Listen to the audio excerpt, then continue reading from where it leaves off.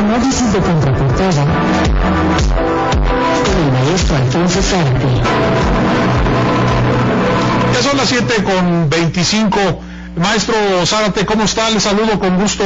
Igualmente, para mí es un gusto.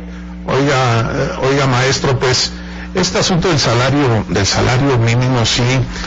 Es más, yo creo que en ninguna parte del mundo creo que existe una Comisión Nacional de Salarios Mínimos, ¿o sí? Y además como un elefante blanco que no tiene más que el propósito de anualmente ofrecernos una cantidad de incremento del salario mínimo que, como lo hemos visto a lo largo de muchas décadas, se ha traducido en un empobrecimiento gradual de los trabajadores, y esto ocurrió pues apenas el viernes pasado, cuando esta Comisión Nacional de los Salarios Mínimos, que hay que decirlo es un órgano descentralizado de la Secretaría del Trabajo y Previsión Social, nos anunció que para el año que entra el salario mínimo ascenderá a 73 pesos con 4 centavos, es decir, un aumento del 4.2%, equivalente a 2 pesos con 94 centavos, es decir, menos de 3 pesos. Sí. Y esto pues ubica al salario mínimo en México como el más bajo, no solamente de los países de la Organización para la Cooperación y el Desarrollo Económico, la OCDE, sino el más bajo en América Latina. Y decía yo, lo que ha ocurrido es que a partir de 1976, que es el momento en el que alcanza su punto más alto el salario, lo que hemos tenido año tras año, lustro tras lustro, es una reducción de su capacidad de compra, de su poder adquisitivo, de tal manera que para el año pasado ese salario mínimo solo alcanzaba para una cuarta parte de lo que era su valor en 1976.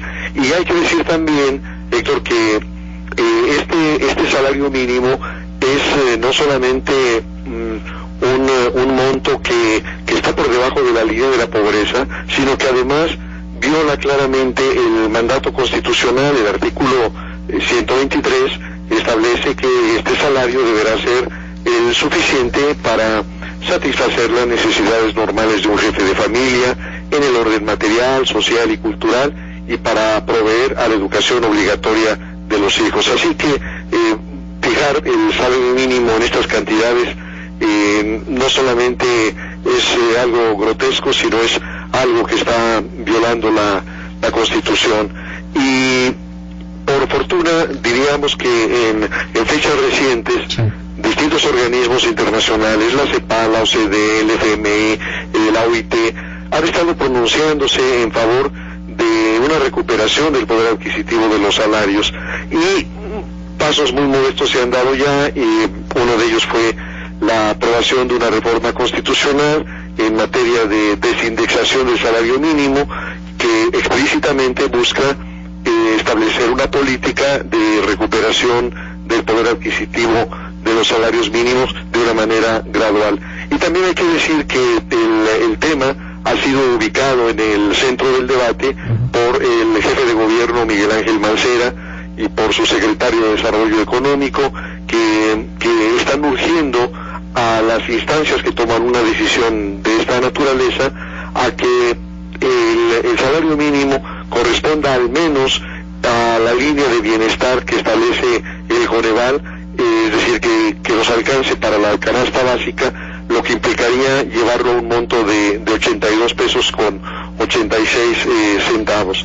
La Comisión Nacional de los Salarios Mínimos, a nivel formal, está integrada por representantes de los trabajadores, de los patrones y del gobierno, pero ya sabemos que desde hace 24 años está presidida por un personaje, Basilio González, que fue designado en su momento por el presidente Carlos Salinas de Gortari en 1991, y que por lo tanto lleva ya sirviendo a 5 administraciones federales distintas. Es un proceso que se hace con una gran opacidad. Y diría otra cosa más, que este tema del salario mínimo nos resulta realmente duro, grave, cuando lo contrastamos con los niveles de ingresos de la alta burocracia en nuestro país, con sus superaguinaldos, con los ingresos estratosféricos de de ministros de la Corte, de magistrados, de secretarios de Estado, gobernadores, legisladores, etcétera. Y una comparación que vale la pena hacer. Sí. El presidente de la Comisión de los Salarios Mínimos tiene un salario mensual de 173,436 pesos. Eso quiere decir, Héctor, que un trabajador con el salario mínimo, es decir, con 2.191 pesos, tardaría 6 años y medio en alcanzar la remuneración del licenciado Basilio González Núñez en un solo mes. Así que, digamos, este es un tema importante de debate público, es un tema que hay que seguir impulsando, porque el salario mínimo, su revisión, su actualización, para que respete lo que establece la Constitución, es no solamente un tema ético, sino también una condición indispensable para ir reduciendo la pobreza y las desigualdades que lastiman a nuestro país. Seguramente se acuerda, maestro, de la declaración aquella de Ernesto Cordero, Sí, el secretario de Hacienda y secretario de Desarrollo Social. Y decía, no, pues con 6,000 pesos ya la hicimos, ¿no? Pero imagínense, vamos, llegar a 6,000 pesos, que además ciertamente a partir de estudios de la Universidad Iberoamericana, de la Facultad de Economía de la Universidad Nacional, pues sí, aseguran que 6,500 pesos debería ser un salario mínimo. Pero pues no estamos ni a la tercera parte de eso, ¿no? Sí, y la otra cosa es que algunos argumentan que incrementarlos de manera más sustantiva va a tener un efecto sobre la inflación, pero hemos visto en otras naciones que lo que hace es fortalece el mercado interno. Y en un país que está viviendo una condición tan difícil, y en donde el escenario internacional es tan adverso, una manera de que nuestra economía se vigorice es teniendo un poder adquisitivo que permita que la gente compre y que por lo tanto se reactive todo el ciclo productivo.